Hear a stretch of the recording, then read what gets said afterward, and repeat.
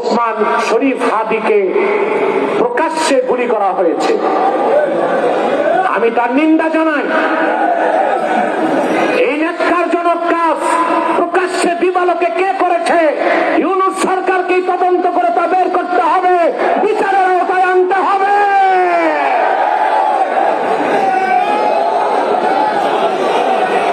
আমি আজ সিলেট আলিয়া ময়দান থেকে বাংলাদেশের মূল ধারার রাজনীতিবিদ নেতাদেরকে বলছি, কি বিএনপি, কি জামাত, কি এনসিপি, আগে বাংলাদেশ রক্ষা করুন।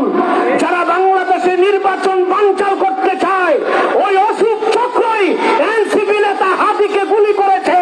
নির্বাচনকে বানচাল করার জন্য ঐক্যবদ্ধ হয়ে ঘোষণা দেন, ভারতের চক্রান্ত বাংলাদেশে মেনে নেওয়া হবে না, হবে না, হবে না। স্পষ্ট বলে দিচ্ছি, বেগম জিয়া বিদেশ যেতে পারে না ট্রিটমেন্টে, তারেক জিয়া মায়ের কাছে আসতে পারে না, আর হাদির মাথায় গুলি, সব একই অপশক্তির দ্বারা হচ্ছে। একটা বিষয় আমার হৃদয়ে আজকে খুব আঘাত করছে, সেটা একটু বলতে চাই। আমি এয়ারপোর্টে আসার পরে দেখলাম আমাদের ইউনিভার্সিটির স্টুডেন্ট হাদি নাম না, ওই ছেলেকে গুলি করা হয়েছে নাকি। তো এটা নিয়ে আমি নিজে বলতেছি যে আমার হৃদয়ে খুব রক্তক্ষরণ হচ্ছে।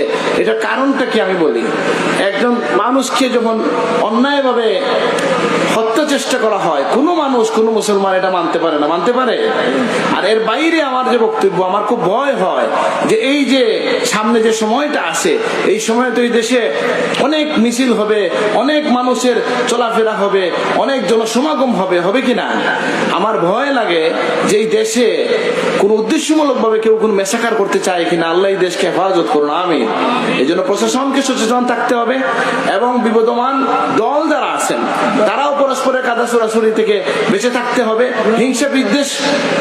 হিংসা বিদ্বেষটা কমায় ফেলতে হবে, বিদ্বেষমূলক বক্তব্য দেওয়া যাবে না, এবং আমরা পরস্পরের প্রতি সহনশীল হব যাতে অন্যরা সুযোগ নিতে না পারে।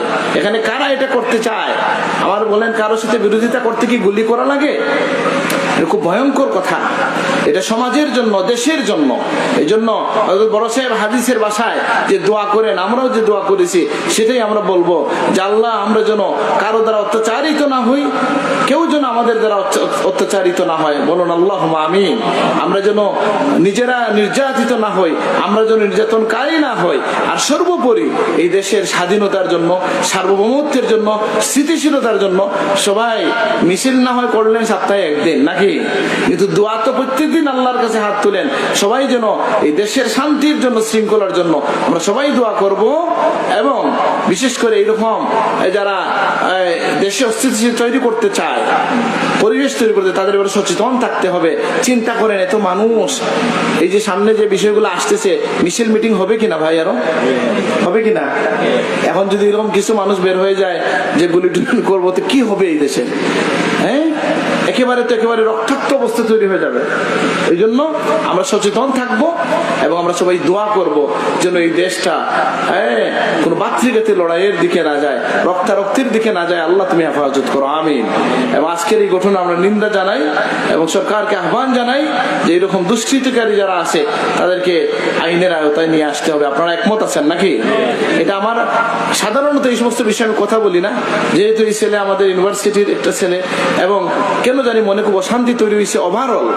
এই দেশে এইভাবে যদি রাস্তাঘাটে মানুষজনকে কেউ একজন আর কেউ কাছাকাছি, ভাই কাছে দিয়ে যে যায় তাকে তো আমি সন্দেহ করি না, এখন তো সবাইকে সন্দেহ করবে, তাই না? আল্লাহ আমাদের সবাইকে হেফাজত করুন, দেশকে হেফাজত করুন, দিনকে হেফাজত করুন, আমিন।